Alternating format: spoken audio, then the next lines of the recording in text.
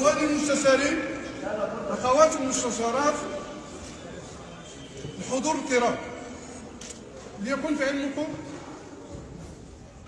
بانني مستشار باسم حزب التجمع الوطني للاحرار اللي قصيت الامرين هذه 20 يوم، وانا تصدقت اقدم مستشار في المجلس في 5 الولايات.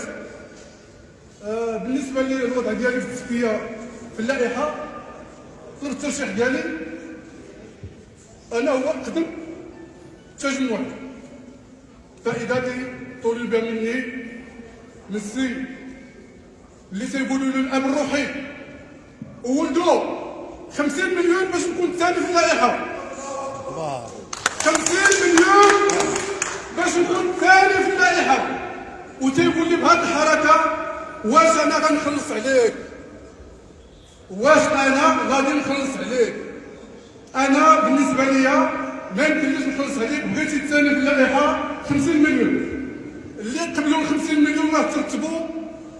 وإلا ما بغيتيش وإلا ما بغيتيش هادشي راه خصو هادشي خليوني نهضر مع خويا.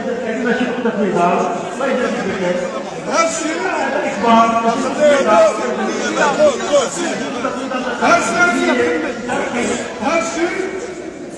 خصو يوصل للسيد الامين العام عاجل مخلوش، لانه النيابه الترتيب في اللائحه كان ما بين 50 مليون، وانا بالنسبه لي كمناضل غادي تكون الرتبه السادسه مقابل شويه.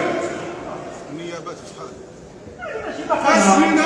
فاش جينا للتفويضات طلب مني 30 مليون. انا سقطوا لي الميكرو. كان وسائل الاعلام، كاين وسائل الاعلام راك لايف. انا سقطوا لي الميكرو. غنكمل راك لايف.